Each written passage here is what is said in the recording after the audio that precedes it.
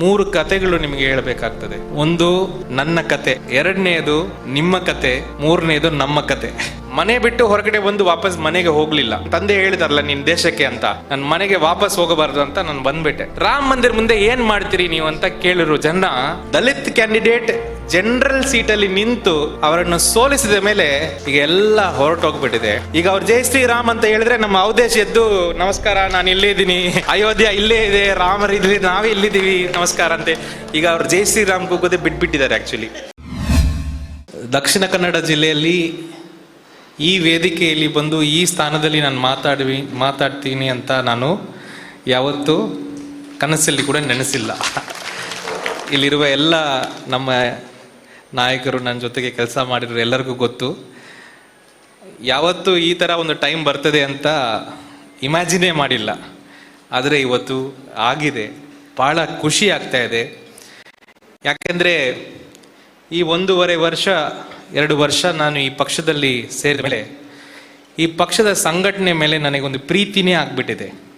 I have fallen in love with the Congress party. So ಇವತ್ತು ನನ್ನ ಸ್ವಂತ ಫ್ಯಾಮಿಲಿ ಜೊತೆಗೆ ನಾನು ಮಾತಾಡುವುದು ನನಗೆ ಅನಿಸ್ತಾ ಇದೆ. From the heart, from the deepest part of my heart, I feel like that. ಇವತ್ತು ಮಾತಾಡಬೇಕಾದ್ರೆ ನಾನು 3 ಕತೆಗಳು ನಿಮಗೆ ಹೇಳಬೇಕಾಗ್ತದೆ.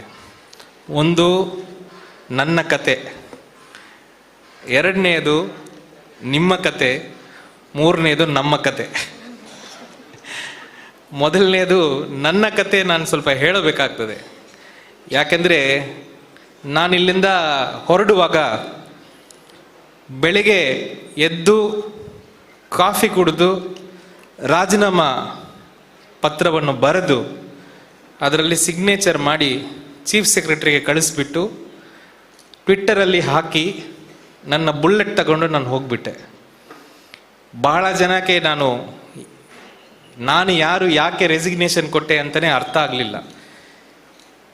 ತುಂಬ ಜನ ಅವ್ರದ್ದೇ ಆದ ವಿಷಯಗಳು ಇಮ್ಯಾಜಿನ್ ಮಾಡಿಕೊಂಡ್ರು.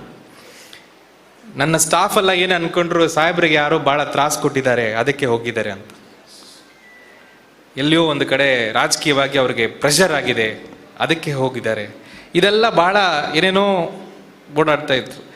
ಬಟ್ ಅದಕ್ಕೆ ನಾನು ಸ್ಪಷ್ಟವಾದ ಕ್ಲಿಯರ್ ಕಟ್ ರೀಸನ್ ಏನಂತ ನಾನು ಹೇಳಿಲ್ಲ. ಸೊ ಈ ವೇದಿಕೆಯಲ್ಲಿ ನಾನು ಹೇಳಬೇಕಂತ ನನಗೆ ಅನಿಸ್ತಾ ಇದೆ. ಯಾಕಂದರೆ ನೀವು ಈಗ ನನ್ನ ಕಾಂಗ್ರೆಸ್ ಫ್ಯಾಮಿಲಿ ಇದೆ, ನಮ್ಮ ಫ್ಯಾಮಿಲಿ ಮಧ್ಯದಲ್ಲಿ ಫಸ್ಟ್ ಆ ಕತೆ ಸ್ವಲ್ಪ ನಾನು ಹೇಳಬೇಕು. ನಾನು ತಮಿಳ್ನಾಡಲ್ಲಿ ನಾನು ಹುಟ್ಟಿರುವುದು ಒಂದು ಭಾಳ ಬೇಸಿಕ್ ಫ್ಯಾಮಿಲಿಯಿಂದ, ಫಸ್ಟ್ ಜನರೇಷನ್ ದಲಿತ್ ಫ್ಯಾಮಿಲಿಯಿಂದ.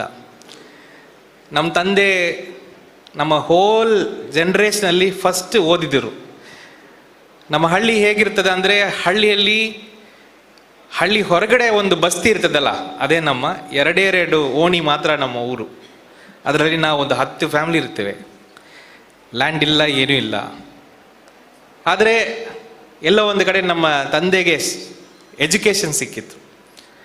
ಆ ಎಜುಕೇಷನ್ ಇಟ್ಕೊಂಡು ಅವರು ಚೆನ್ನೈ ಬಂದು ಏನೇನೋ ಕೆಲಸ ಮಾಡಿ ಒಂದು ಲಾಯರ್ ಆಗಿ ಆಗಿಬಿಟ್ರು. ಅಂದರೆ ಈ ಎಂಟೈರ್ ವ್ಯವಸ್ಥೆಯಲ್ಲಿ ಇರುವ ಎಲ್ಲ ಕಷ್ಟವನ್ನು ಅವರು ಅನುಭವಿಸಿದ್ರು. ಅದಾದ ಮೇಲೆ ನಮ್ಮ ಥರನೇ, ನಮ್ಮ ಹಿರಿಯರ ಥರನೇ ನಾನು ಪಟ್ಟ ಕಷ್ಟ ಯಾವುದು ನಮ್ಮ ಮಗ ಆಗಬಾರ್ದು ಅಂತ ಯಾವುದು ನನ್ನ ಹತ್ರ ಬರದೇ ನೋಡಿಕೊಂಡು ನಮ್ಮನ್ನು ಬೆಳೆಸಿದರು. ಆದರೆ ಅವರು ಪ್ರತಿಯೊಂದು ದಿವಸನೂ ನನ್ನನ್ನು ನೋಡುವಾಗ, ನಮಗೆ ಸಣ್ಣ ವಯಸ್ಸಲ್ಲಿ ಅವರು ನಮಗೆ ಸ್ನಾನ ಮಾಡ್ತಾಯಿದ್ರು. ಸ್ನಾನ ಮಾಡ್ತಾ ಮಾಡ್ತಾ ಮಾಡ್ತಾ ಅವರ ಕತೆಗಳು ಹೇಳ್ತಾಯಿದ್ರು. ನನ್ನ ಹತ್ರ ಒಂದೇ ಒಂದು ಡಿಮ್ಯಾಂಡ್ ಅವ್ರದ್ದಿತ್ತು. ನನ್ನ ಮಗ ನಾಳೆ ದೊಡ್ಡ ಎಂಜಿನಿಯರ್ ಆಗಿ ತುಂಬ ದುಡಿತಾ ಇದ್ದೇನೆ ಅಂತ ಯಾರು ಬಂದು ನನಗೆ ಹೇಳಿದರೆ ನನಗೆ ಸಂತೋಷ ಆಗಲ್ಲ. ಆದರೆ ನಿಮ್ಮ ಮಗ ಅವನು ಬಂದಿರುವ ದಾರಿಯನ್ನು ಮತ್ತೆ ಹೋಗಿ ನೋಡ್ತಾನೆ ಅಂತ ಹೇಳಿದರೆ ನನಗೆ ಸಂತೋಷ ಆಗ್ತದೆ. ಯಾವತ್ತೂ ನೀನು ಬಂದಿರುವ ದಾರಿಯನ್ನು ಮರೀಲೇಬಾರದು, ಅದು ನೀನು ನನಗೆ ಮಾಡುವ ದೊಡ್ಡ ಒಂದು ಇದು ಅಂತ ಹೇಳ್ತಾ ನಮ್ಮನ್ನು ಬೆಳೆಸಿದರು. ನಮ್ಮ ಮನೆಯಲ್ಲಿ 2 ಮಕ್ಕಳು, ನಾನು ನನ್ನ ತಮ್ಮ. ಯಾವಾಗಲೂ ಮತ್ತೆ ಒಂದು ಮಾತು ಹೇಳ್ತಾ ಇದ್ರು, ನನ್ನ ಮನೆಯಲ್ಲಿ 2 ಮಗ, ಒಬ್ಬನು ದೇಶಕ್ಕೆ ಒಬ್ಬನು ಮನೆಗೆ ಅಂತ. ನಾನೇ ಅನ್ಕೊಂಡೆ ಆ ದೇಶಕ್ಕೆ ಇರೋದು ನಾನೇ ಅಂತ. ಸಣ್ಣ ವಯಸ್ಸಿಂದ ಹಾಗೆ ನಾನು ಬೆಳೆದ್ಬಿಟ್ಟೆ, ನಾನು ದೇಶಕ್ಕೆ, ನನ್ನ ತಮ್ಮ ಮನೆಗೆ ಅಂತ. ಹಾಗಾಗಿ ನನ್ನ ಪೂರ್ತಿ ಜೀವನನೇ ಪ್ರೈವೇಟ್ ಲೈಫ್ ಇರಬಾರ್ದು ಅಂತ ನಾನೇ ಡಿಸೈಡ್ ಮಾಡಿಕೊಂಡೆ. ನಮಗೆ ಪ್ರೈವೇಟ್ ಲೈಫೇ ಇರಬಾರ್ದು, ಓನ್ಲಿ ಪಬ್ಲಿಕ್ ಲೈಫ್ ಇರಬೇಕು. ಅದು ನಾನೇ ಡಿಸೈಡ್ ಮಾಡ್ಕೊಂಡಿರೋದು. ಹಾಗೆ ಕಾಲೇಜ್ ಎಲ್ಲ ಹಾಗೆ ಬಂತು. ಆಮೇಲೆ ಕೆಲಸ ಹೋಗಲಿಕ್ಕೆ ಒಂದು ಅವಕಾಶ ಬಂತು. ಒಂದು ಸಾಫ್ಟ್ವೇರ್ ಕಂಪನಿಯಲ್ಲಿ ಕೆಲಸ ಸಿಕ್ಕಿತ್ತು. ಆವಾಗ ನನ್ನ ಅಪ್ಪ ಹೇಳಿರೋದು ನನಗೆ ನೆನಪು ಬಂತು, ನೀನು ಪಬ್ಲಿಕ್ ಲೈಫಲ್ಲಿ ಇರಬೇಕು, ನೀನು ಯಾಕೆ ಈ ಕಂಪ್ಯೂಟರಲ್ಲಿ ಇದೆಯಾ ಅಂತ. ಅದನ್ನು ನಾನು ಫಸ್ಟ್ ರಾಜೀನಾಮಾ ಮಾಡಿ ಒಂದು ಕಾಲೇಜಲ್ಲಿ ಲೆಕ್ಚರರ್ ಆಗಿ ಜಾಯಿನ್ ಮಾಡಿದೆ. ಯಾಕಂದರೆ ಆವಾಗ ಮಕ್ಕಳು ಬರ್ತಾರೆ, ಅವ್ರ ಜೊತೆಗೆ ನಾವು ಇಂಟ್ರ್ಯಾಕ್ಟ್ ಮಾಡ್ತೀವಿ. ಒಂದು ರೂರಲ್ ಕಾಲೇಜಲ್ಲಿ ಹೋಗಿ ಜಾಯಿನ್ ಮಾಡಿ ಅವತ್ತು 2 ವರ್ಷ ಅಲ್ಲಿ ಕೆಲಸ ಮಾಡಿದೆ ಲೆಕ್ಚರರ್ ಆಗಿ. ಅವತ್ತು ನನಗೆ ಖಚಿತವಾಗಿ ಆಯಿತು, ಎಸ್, ನನಗೆ ಇದೇ ಮಾಡಬೇಕು. ಯಾಕೆಂದರೆ ಜನರ ಜೊತೆಗೆ ಇರುವುದೇ ನನಗೆ ಒಂದು ಖುಷಿ ಕೊಡ್ತಾ ಇದೆ. ಅದೇನೋ ನಾನು ಒಂದು ಒಳ್ಳೆಯದು ಮಾಡಬೇಕಂತ ಕೂಡ ಇಲ್ಲ, ನನಗೆ ಅದರಿಂದ ಒಂದು ಸಮಾಧಾನ ಬರ್ತಾ ಇದೆ. ಅದಾದ ಮೇಲೆ ಒಂದು NGOಗೆ ಜಾಯಿನ್ ಮಾಡಿದೆ. ಅಲ್ಲಿ ನಮ್ಮ ಬಾಂಡೆಡ್ ಲೇಬರ್ ಜೊತೆಗೆ 2 ವರ್ಷ ಕೆಲಸ ಮಾಡಿದೆ. ಆವಾಗ ಹಳ್ಳಿ ತಿರುಗಾಡ್ತಾ ಇದ್ದೆ. ಆವಾಗ ಹಳ್ಳಿಯಲ್ಲಿ ಇರುವ ಜೀವನ, ಅಲ್ಲಿರುವ ಸಮಸ್ಯೆಗಳಲ್ಲಿ ಜಾತಿಯ ವ್ಯವಸ್ಥೆ, ಅಲ್ಲಿರುವ ಶೋಷಣೆಗಳು ಎಲ್ಲದೂ ಕೂಡ ನನಗೆ ಬಹಳ ಒಳ್ಳೆಯದಾಗಿ ಅರ್ಥ ಆಗಿತ್ತು. ಆ ಕೆಲಸ ಮಾಡ್ಲಿಕ್ಕೆ ಮುಂಚೆ ನಾನೇನೋ ಹಳ್ಳಿ ಅಂದರೆ ಒಂದು ದೊಡ್ಡ ಒಂದು ಹೆವೆನ್ ಅಂತ ಅನ್ಕೊಂಡೆ. ನಾವೆಲ್ಲ ಹೇಳ್ತೀವಲ್ಲ ಹಳ್ಳಿಯಲ್ಲಿ ಇರುವ ಇದು. ಆಗ ನನಗೆ ಗೊತ್ತಾಯಿತು, ಹಳ್ಳಿ ಅಂದರೆ ಇರುವುದೇ ತುಂಬ ಕಷ್ಟದ ಜಾಗ ಹಳ್ಳಿನೇ. ಎಸ್ಪೆಷಲಿ ಮಹಿಳೆಯರಿಗೆ ಗೊತ್ತು, ಸಿಟಿಯಲ್ಲಿ ಇರ್ಬೋದು, ಹಳ್ಳಿಯಲ್ಲಿ ಇರಬಾರ್ದು, ಇರೋಕ್ಕಾಗೋದೇ ಇಲ್ಲ. ಅಲ್ಲಿರುವ ಶೋಷಣೆಗಳು, ಅಲ್ಲಿರುವ ಮಾತುಗಳು, ದೃಷ್ಟಿಗಳು ಎಲ್ಲ ಬೇರೆ ಥರ. ಸೊ ಇದೆಲ್ಲ ನಾನು ಮನಸ್ಸಲ್ಲಿ ತಗೊಳ್ಳುವ ಒಂದು ಅವಕಾಶ ನನಗಾಯಿತು. ಆವಾಗ ಒಬ್ಬರು ಹೇಳಿದರು, NGO ತಾನೇ ನೀನು ಕೆಲಸ ಮಾಡಬೇಕು, ಇರುವುದಲ್ಲೇ ದೊಡ್ಡ NGO ಸರ್ಕಾರನೇ, ನೀನು ಹೋಗಿ ನಿನ್ನ ಸರ್ಕಾರಕ್ಕೆ ಎಕ್ಸಾಮ್ ಬರಿ ಅಂತ ಹೇಳಿದ್ರು. ಸರಿ ಅಂತ ನಾನು ಈ IAS ಎಕ್ಸಾಮಿಗೆ ಬರೀಲಿಕ್ಕೆ ಶುರು ಮಾಡಿದೆ. 2 ಸಾರಿ ಫೇಲ್ ಆಗಿದೆ. 3ನೇ ಸಾರಿ ಒಂದು ಎಕ್ಸಾಮ್ ಪಾಸ್ ಮಾಡಿದೆ, ಲಾಸ್ಟ್ ಎಕ್ಸಾಮ್ ಫೇಲ್ ಆಗಿದೆ. 4ನೇ ಸಾರಿ ನಾನು ಪಾಸ್ ಮಾಡಿದೆ. ಆದರೆ ಪಾಸ್ ಮಾಡುವಾಗ ಎಲ್ಲ ಕೆಲಸ ಮಾಡ್ತಾನೇ ಇದ್ದೆ, ಏನೇನೋ ಕೆಲಸ ಮಾಡ್ತಾ ಇದ್ದೆ, ಹೋರಾಟಗಳು, ಸಾರ್ವಜನಿಕ ಕೆಲಸ, ಇಷ್ಟೇ. ಮನೆ ಬಿಟ್ಟು ಹೊರಗಡೆ ಬಂದು ವಾಪಸ್ ಮನೆಗೆ ಹೋಗಲಿಲ್ಲ. ಏನೇನು ತಂದೆ ಹೇಳಿದಾರಲ್ಲ ನೀನು ದೇಶಕ್ಕೆ ಅಂತ, ನನ್ನ ಮನೆಗೆ ವಾಪಸ್ ಹೋಗಬಾರ್ದು ಅಂತ ನಾನು ಬಂದ್ಬಿಟ್ಟೆ. ಸೊ ಏನೇನೋ ಕೆಲಸ ಮಾಡಿಕೊಂಡು ಈ IAS ಎಕ್ಸಾಮ್ ಪಾಸ್ ಮಾಡಿದೆ. IAS ಎಕ್ಸಾಮ್ ಪಾಸ್ ಮಾಡಿದ ಮೇಲೆ 10 ವರ್ಷ ಈ ಸಾರ್ವಜನಿಕ ಜೀವನನೇ. ಮತ್ತೆ ಈ ಮಧ್ಯದಲ್ಲಿ ನನಗೆ ಮದುವೆ ಆಯಿತು. ಆದರೆ ನಾವು ಮದುವೆ ಎಲ್ಲ ಸಾಕಷ್ಟು ಕಂಡೀಷನಲ್ಲಿ ಮಾಡಿದ್ದೀವಿ. ಮಕ್ಕಳಿರಬಾರ್ದು, ಪ್ರಾಪರ್ಟಿ ಇರಬಾರ್ದು, ಏನೇ ಇರಬಾರ್ದು ಅಂತ ನಾವು ಕಂಡೀಷನ್ ಮಾಡಿಕೊಂಡೆ ನಾವು ಮದುವೆ ಮಾಡಿದ್ವಿ. ಯಾಕೆಂದರೆ ಮಕ್ಕಳು ಬಂದರೆ ಮತ್ತೆ ಪಬ್ಲಿಕ್ ಲೈಫಿಗೆ ಪ್ರಾಬ್ಲಮ್ ಬರ್ತದಲ್ಲ. ನನ್ನ ಕಾಲೇಜ್ ಫ್ರೆಂಡೇ ನಾನು ಮದುವೆ ಮಾಡಿದೆ. ಸೊ ಹಾಗಾಗಿ ಅದೆಲ್ಲ ಆರಾಮಾಯಿತು. ಬಟ್ ಆಲ್ವೇಸ್ ನನ್ನ ದೃಷ್ಟಿ ಜನರ ಬಗ್ಗೆನೇ ಇತ್ತು. ಪ್ರೈವೇಟ್ ಲೈಫಿಂದ ನನಗೆ ಎಮೋಷನೇ ಬರಲ್ಲ, ಪಬ್ಲಿಕ್ ಲೈಫಿಂದ ಬರ್ತದೆ. ಫಾರ್ ಎಕ್ಸಾಂಪಲ್, ಮಲ್ಗಕ್ಕೆ ಹೋಗುವಾಗ ಮಳೆ ಬಂದರೆ ನನಗೆ ಒಂದೇ ಥಿಂಕಿಂಗ್ ಬರ್ತದೆ, ಮಕ್ಕಳು ಹೇಗೆ ಸ್ಕೂಲ್ಗೆ ಹೋಗ್ತಾರೆ. ರಾತ್ರಿ ನಾನು ನಮ್ಮ DDPAಗೆ ಫೋನ್ ಮಾಡಿ, ನಾಳೆ ರಜೆ ಡಿಕ್ಲೇರ್ ಮಾಡಪ್ಪ ಅಂತ ಹೇಳ್ಬಿಡ್ತೀವಿ. ಏನು ಸರ್, ಇನ್ನು ರಾತ್ರಿಯಲ್ಲೇ ಇದೆ, ಆಮೇಲೆ ಮಳೆ ನಿಲ್ತದೆ ಅಂತ. ಇಲ್ಲ ಬೇಡ, ಅದು ಎಲ್ಲ ದಾರಿಯಲ್ಲಿ ನೀರು ಹೋದರೆ ಮಕ್ಕಳು ದಾಟ್ಲಿಕ್ಕೆ ಕಷ್ಟ ಆಗ್ತದೆ, ರಜೆ ಬಿಟ್ಬಿಡು ಅಂತ. ಬಿಟ್ಟು ಒಂದು 17 ದಿವಸ ನಾನು ರಜೆ ಬಿಟ್ಬಿಟ್ಟಿದ್ದೀನಿ. ಆವಾಗ ಪಕ್ಕದ ಉಡುಪಿಯಲ್ಲಿ ಎಲ್ಲ ನನ್ನ ಬಗ್ಗೆ ಅಲ್ಲಿ ಚರ್ಚೆ ಶುರುವಾಯಿತು. ಈ DC ನಮಗೆ ಬೇಕು ಅಂತ ಅಲ್ಲಿ ಮಕ್ಕಳೆಲ್ಲ ಶುರು ಮಾಡಿಕೊಂಡ್ರು. ಒಂದು ಪಾಯಿಂಟ್ ಆದ ಮೇಲೆ ಕಾಸರಗೋಡಲ್ಲಿ ಶುರು ಮಾಡಿದೆ. ಆವಾಗ ಟೀಚರ್ ಎಲ್ಲ ನನ್ನ ಹತ್ರ ಬಂದರು, ಏನು ಸರ್ ನೀವು ಈ ಥರ ಮಾಡಿದರೆ ನಾವು ಸಿಲೆಬಸ್ ಹೇಗೆ ಕಂಪ್ಲೀಟ್ ಮಾಡುವುದು, 17 ದಿವಸ ಅಂದರೆ ಏನು ಸರ್ ಇದು. ಆದರೆ ನೀವು ಯಾವತ್ತು ರಜೆ ಬಿಡ್ತೀರಲ್ಲ ಅವ ಮಳೆ ನಿಂತೋಗ್ತದೆ, ಮಳೆನೂ ಬರುವುದಿಲ್ಲ ಅಂತ. ಆದರೆ ಮಕ್ಕಳಿಗೆ ಮಾತ್ರ ಭಾಳ ನಾನು ಹೇಳ್ತಾ ಇದ್ದೆ, ನೋಡಿ ಅದೇನು ದೊಡ್ಡ ವಿಷಯ ಅಲ್ಲ, ಅದೇನು ಓದಲಿಕ್ಕೆ ಮನೆಯಲ್ಲೇ ಓದ್ಕೊಳ್ತಾರೆ, ಏನು ದೊಡ್ಡ ವಿಷಯ ಅಂತಲ್ಲ, ನೀವು ಥಿಂಕಿಂಗ್ ಮಾಡಬಾರ್ದು ಅಂತ ನಾನು ಟೀಚರ್ಗೆ ಅಡ್ವೈಸ್ ಹೇಳ್ತಾ ಇದ್ದೆ. ಆಮೇಲೆ ಕೋವಿಡ್ ಬಂತು, 1 ವರ್ಷ ಅವ್ರ ಮನೆಯಲ್ಲೇ ಓದಿದ್ರು.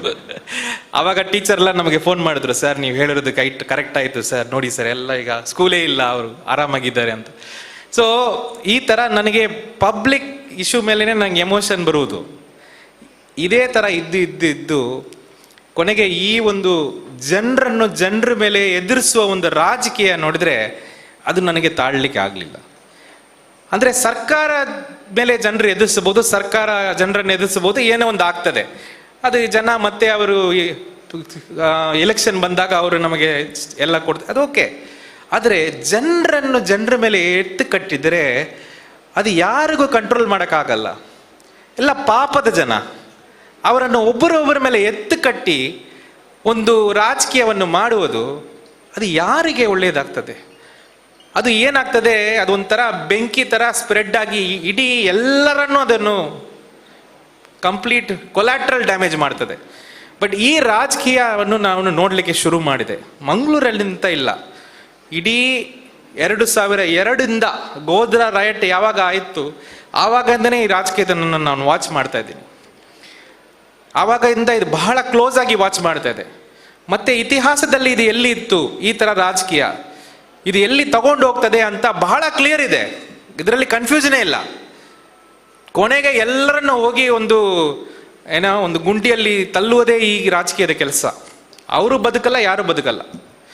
ಸೊ ಹಾಗಾಗಿ ಈ ರಾಜಕೀಯ ಇಲ್ಲಿ ಬಂದ ಮೇಲೆ ಇದು ಸೆಂಟ್ರಲಲ್ಲಿ ಅವರು BJP ಅವರು 2014 ಅವರು ಯಾರು ಈ ಗೋಧ್ರಾ ರೈಟ್ಸ್ ಮಾಡಿದವರೇ ಅಲ್ಲಿ ಪ್ರೈಮ್ ಮಿನಿಸ್ಟರ್ ಆದ ಮೇಲೆ ನನಗೆ ಬಹಳ ಒಂದು ಭಯ ಬಂತು, ಇದು ಎಲ್ಲಿ ಹೋಗ್ತಾ ಇದೆ ಅಂತ.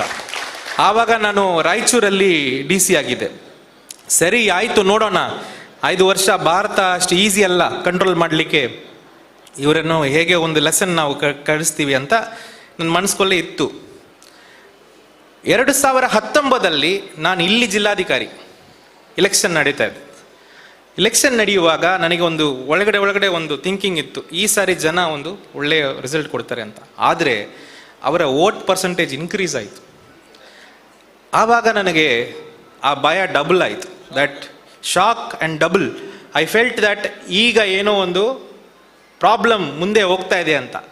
ಆದರೆ ನಾನು ಯಾವತ್ತೂ ಜಿಲ್ಲಾಧಿಕಾರಿಯಾಗಿ ಈ ಕಡೆ ಆ ಕಡೆ ನೋಡಿಲ್ಲ. ಅದು ನಮ್ಮ ಸಾಹೇಬರು ಯಾವಾಗಲೂ ಹೇಳ್ತಾರೆ, ನಿಮ್ಮನ್ನು ಎಷ್ಟು ಸಾರಿ ನಾನು ಮಾತಾಡಿದ್ದೀನಿ, ನಿನ್ನ ಗೊತ್ತೇ ಆಗಲಿಲ್ಲಲ್ಲ ನೀವು ಈ ಥರ ಥಿಂಕಿಂಗ್ ಇದ್ದವರು ಅಂತ. ಸರ್, ಆ ಸೀಟಲ್ಲಿ ಕೂತ್ಕೊಂಡು ನಾನು ಅದು ಮಾಡಬಾರ್ದು. ಅದು ನಾನು ಮಾಡುವುದೇ ಯಾವತ್ತೂ ಮಾಡಿಲ್ಲ. ಅದು ಏನು ಸರಿ ಇದೆಯೋ ಅದು ಸಾಹೇಬರಿಗೂ ಹೇಳಿದ್ದೀನಿ, ಅವ್ರಿಗೂ ಹೇಳಿದ್ದೀನಿ. ಆದರೆ ನನ್ನ ಮನಸ್ಸೊಳಗಡೆ ಒಂದು ಆಸೆ ಇತ್ತು, ಇದು ಜನರನ್ನು ಇದನ್ನು ನಿಲ್ಲಿಸಬೇಕು, ಈ ರಾಜಕೀಯವನ್ನು ನಿಲ್ಲಿಸಬೇಕು ಅಂತ. ಆ ಟೈಮಲ್ಲಿ ಈ ಥರ ಆಯ್ತಲ್ಲ. ಆವಾಗ 2019 ಅವರು ಬಂದ ತಕ್ಷಣ ಕಾಶ್ಮೀರ್ 370 ಆರ್ಟಿಕಲನ್ನು ಅಬ್ರಿಗೇಟ್ ಮಾಡಿದರು.